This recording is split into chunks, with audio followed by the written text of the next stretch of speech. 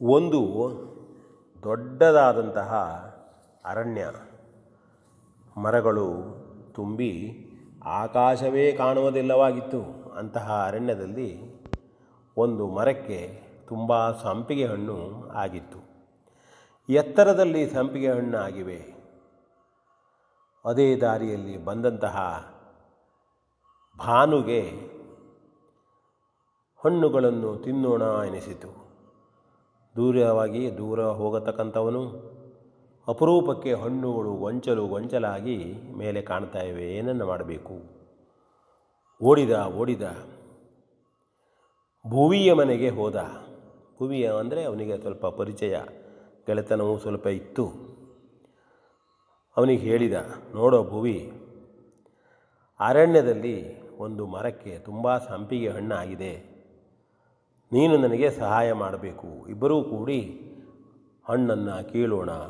ಮರ ಹತ್ತುವುದು ಕಷ್ಟ ಆಗ್ತದೆ. ಒಂದು ಏಣಿಯನ್ನು ಮಾಡಿ ನಾವು ಅಲ್ಲಿ ಹತ್ತಬೇಕು ಎಂಬುದಾಗಿ ಹೇಳಿದ. ಭುವಿ, ಓಹೋ, ಗೆಳೆಯನಿಗೆ ಹಣ್ಣು ಬೇಕಾಗಿದೆ, ತಾನೂ ತಿನ್ನೋಣ, ಇಬ್ಬರೂ ಕೂಡಿ ತಿನ್ನೋಣ ಅಂಥೇಳಿ ಇಬ್ಬರೂ ಕೂಡ ಬಂದರು. ಅಲ್ಲಿ ಇದ್ದಂಥ ಒಂದೆರಡು ಬಿದಿರುಗಳನ್ನು ಆರಿಸಿದರು. ಕಷ್ಟಪಟ್ಟು ಬಿದಿರಿನ ಏಣಿಯನ್ನು ಮಾಡಿ ಇಬ್ಬರೂ ಆ ಸಂಪಿಗೆ ಮರವನ್ನು ಏರಿದರು. ಹಣ್ಣನ್ನು ತಿಂದರು. ಅಷ್ಟರಲ್ಲಿ ಭಾನು ಹಣ್ಣನ್ನು ಮೊದಲೇ ತಿಂದಿದ್ದ. ಪಟಪಟ ಎಂದು ಕೆಳಗೆ ಇಳಿದೇ ಬಿಟ್ಟ. ಭುವಿ ಮೇಲೆ ಇದ್ದದ್ದನ್ನು ನೋಡಲಿಲ್ಲ.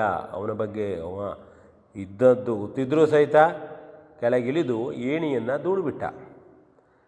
ಯಾಕೆಂದರೆ ಭುವಿ ಇಳಿಯುವುದಕ್ಕೆ ಕಷ್ಟ ಆಗಲಿ ಅಂಥೇಳಿ. ಭುವಿ ಕೂಗಿಕೊಂಡ, ಅಯ್ಯೋ ಮಾರಾಯ, ಇಬ್ಬರು ಕೂಡಿ ಮಾಡಿದ್ದೇವೆ, ಯಾಕೋ ಏಣಿಯನ್ನು ತೆಗೆದರೆ ನಾ ಹೇಗೆ ಇಳೀಲಿ? ನೀ ಹೇಳಿದ ಕಾರಣದಿಂದೇ ನಾ ಬಂದನಲ್ಲೋ ಇಲ್ಲಿ ಅಂತ ಅತ್ಯಂತ ವಿನಯದಿಂದ ಕೇಳಿದ ಅವ. ಆದರೆ ಭಾನುಗೆ ಸ್ವಲ್ಪ ಕೆಟ್ಟ ಗುಣ ಇತ್ತು. ಅವನು ಇಲ್ಲ ತಿನ್ನು ನೀನು ಅಂತ ಹೇಳಿ ಸಾಕಷ್ಟು ತಾನು ಹಣ್ಣನ್ನು ತಿಂದವನು ಮನೆಗೆ ಓಡತೊಡಗಿದ. ಅಷ್ಟರಲ್ಲಿ ಅಲ್ಲಿ ಒಂದು ಬಂದಂತಹ ಚಿರತೆ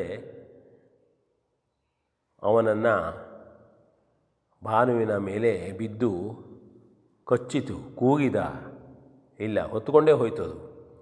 ಆ ಕೂಗಿಗೆ ಸುತ್ತಲೂ ಇದ್ದಂತಹ ಜನರು ಓಡಿ ಬಂದರು.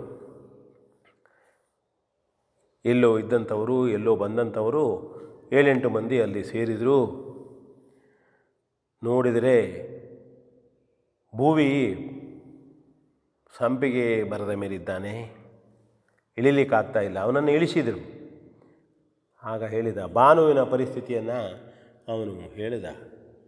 ಅಯ್ಯೋ ಅಂಥೇಳಿ ಅವರೆಲ್ಲ ಅವನನ್ನು ಹುಡುಕೋಣ ಅಂಥೇಳಿ ಓಡಿದರು.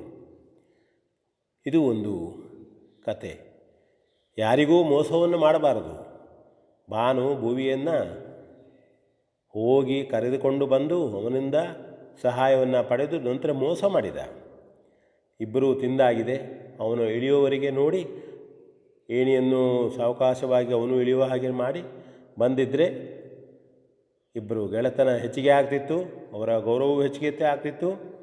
ಒಳ್ಳೆಯ ಗುಣ ಮಕ್ಕಳು ಹೊಂದಿರಬೇಕು ಅಂತ ಹೇಳ್ತಾ ಇಂಥ ವಿಚಾರಗಳನ್ನು ನಾವು ತಿಳಿದುಕೊಳ್ಳಬೇಕು. ಮೋಸದ ಗುಣಗಳನ್ನು